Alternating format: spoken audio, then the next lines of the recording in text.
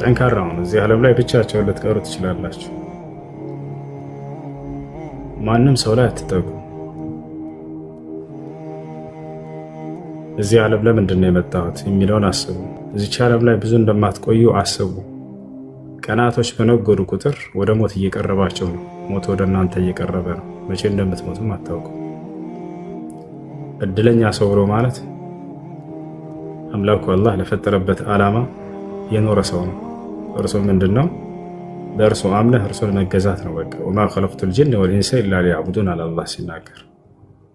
ሰውንም ሆነ ጂኖችን አልፈጠርኳቸውም እኔም በብቸኝነት እንዲገዙኝ ይቻላል። ወጉ አንዴ ሙስሊም ከሆንክ ወላሂ ነው የምልህ እነዚህን 3 ዱዓዎች በየትኛውም ቦታ ላይ ብትሆን አዘውትረህ ልትይዛቸው ይገባል።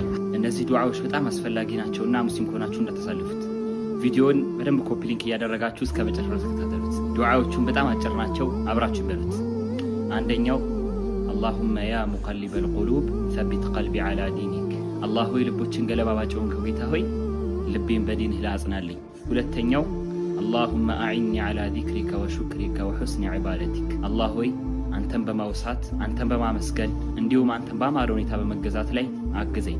ሶስተኛው አላሁመ ኢኒ አስአሉከ ሑስነል ኻቲማ፣ አላህ ሆይ ያማረ መጨረሻን እጠይቅሃለሁ።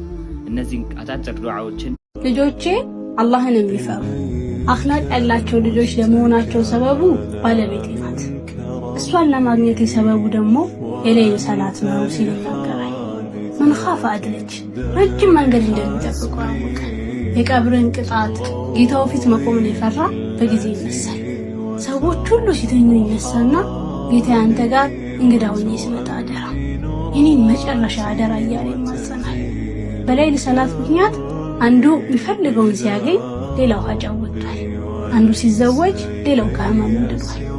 ጌታው ማን ነው የሚጠይቀኝ የምሰጠው በሚልበት ጊዜ ለምኑ ጠይቆ ያጣ ሰዎች ሁሉ ሲተኙ ተነስቶ ደግሞ መንገድ ላይ ይሄድ ይሄንን ቀላል ነገር በማድረግህ አላህ ወንጀልህ ምሮልህ ጀነት አስገብቶህ እንዲያስደስትህ ከፈለግ ይሄንን ሐዲስ ልብ ብለህ አድምጥ። ይህም ሐዲስ ለብዙ ወንድሞች እህቶች ስለሚጠቅም እንዲጠቀሙ አድርጉ። በሐዲሱ ትርጉም ረሱል ሰለላሁ ዐለይሂ ወሰለም እንዲህ አሉ፣ ለቀድ ረአይቱ ረጁለን የተቀለቡ ፊል ጀና፣ በእርግጥ አንድን ሰው ጀነት ውስጥ ሲደሰት አየው። ጀነት ውስጥ አላህ ጸጋውን ሲያውልበት አየሁ።